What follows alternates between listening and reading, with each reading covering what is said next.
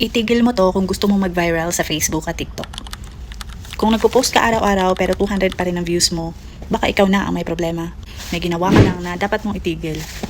Today, sasabihin ko sa iyo ang mga bagay na gawa mo na dahilan kung bakit hindi ka pinapansin ng Facebook at TikTok. For one, mahabang intro. Una, yung intro mo parang tulog, yung tipong, "Hi guys, welcome back to my channel, sana okay lang kayo."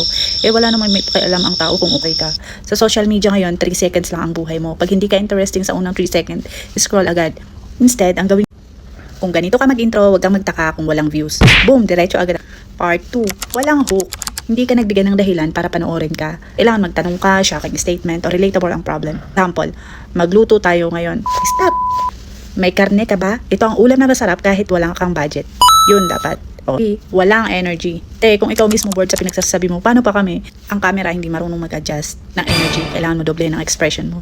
Kung galit ka, ipakita mo. Kung masaya ka, ipakita mo. Kung inis ka, ipakita mo. Hindi ito classroom or reporting. Social media to. Walang subtitle. Maraming nanonood na nakamute. Kung wala kang subtitle, patay ka na, lalo na kung reels o short videos. Kailangan malinaw ang message kahit walang sound. Number 5, mali ang timing ng post. Hindi porket bored ka ng 2 AM magpo-post ka. Tingnan mo, insights mo. Kailan active ang followers mo? Anong oras sila online? Consistency at saka tamang oras, mas malaki ang chance na makita ka. Part 6, walang call to action.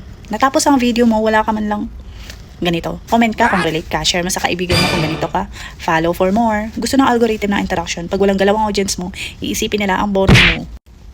Retention tip. Maglagay ng pattern interrupt. Yung biglang tanong, biglang reaksyon, biglang kwento. Kailangan may dahilan sila para maghintay hanggang dulo.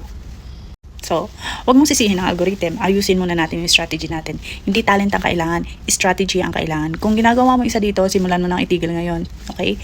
Comment sa baba kung guilty ka kasi ako guilty rin ako dito. At kung gusto mo pa ng tips para tumaas ang views mo sa Facebook at TikTok, mag-subscribe ka. Okay? Thank you for watching. Bye-bye.